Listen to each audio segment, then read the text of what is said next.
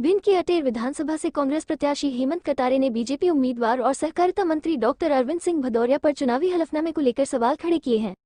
उन्होंने उत्तर प्रदेश की जमीन का ब्यौरा छिपाने की शिकायत अटेर के सामान्य प्रेक्षक से करने के साथ ही नामांकन रद्द किए जाने की मांग भी की है।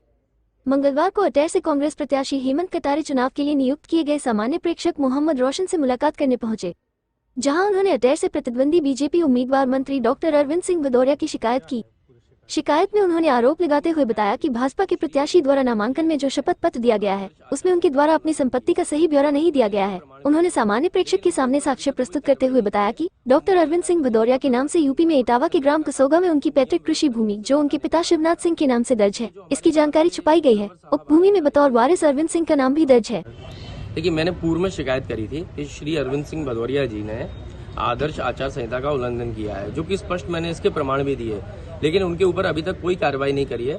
और मुझे लग रहा है कि जिले का प्रशासन उनको प्रोटेक्शन देने का काम कर रहा है और नियम विरुद्ध तरीके से बचाने का कार्य कर रहा है। इसलिए जो हमारे बाहर से ऑब्जर्वर साहब आए हैं, IAS है मोहम्मद रोशन साहब, मैंने उनको पुनः शिकायत करी है और मैंने कहा इसमें कार्रवाई होनी चाहिए।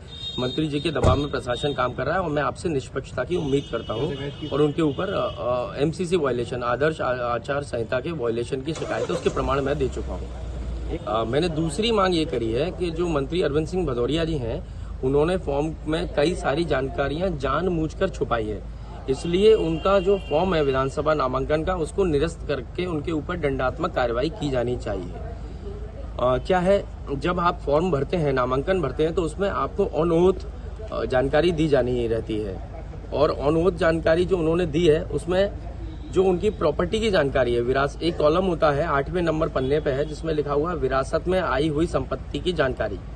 उनके पास विरासत में संपत्ति आई है, इस बारे में उन्होंने निरंक और नहीं लिखा है, जबकि मेरे पास कुछ कागजी प्रमाण हैं जो मैंने दिए हैं कि इनके पास विरासत में आई हुई संपत्ति है, जो इनके स्वर्गीय पिताजी के बाद चारों भाइयों में डिवाइड हुई थी।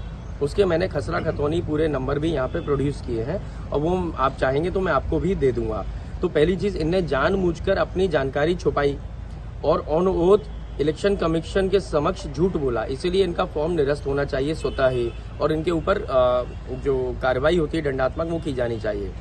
दूसरा पॉइंट ये है कि इनका वोट अटेर में है ही नहीं, ये इनका वोट है भिंड विधानसभा में। तो जब ये दूसरी विधानसभा से चुनाव लड़ रहे हैं, ऐसी स्थिति में जो इलेक्ट्रोलर वो होता है, कॉपी होती है, उसको सर्टिफाइड करके ऑथेंटिकेट किया जाना चाहिए। और सुप्रीम कोर्ट की स्पष्ट गाइडलाइन है इंडियन एविडेंस एक्ट के तहत कि यदि कोई भी इलेक्ट्रॉनिक डेटा आप दे रहे हो ऑन ओथ, तो उसको ऑथेंटिकेट करने के लिए 65B का सर्टिफिकेट नहीं लगाया है तो वो ग्रह योग्य नहीं है या अमान्य किया जा सकता है, इसलिए उसको भी निरस्त किया जाना चाहिए।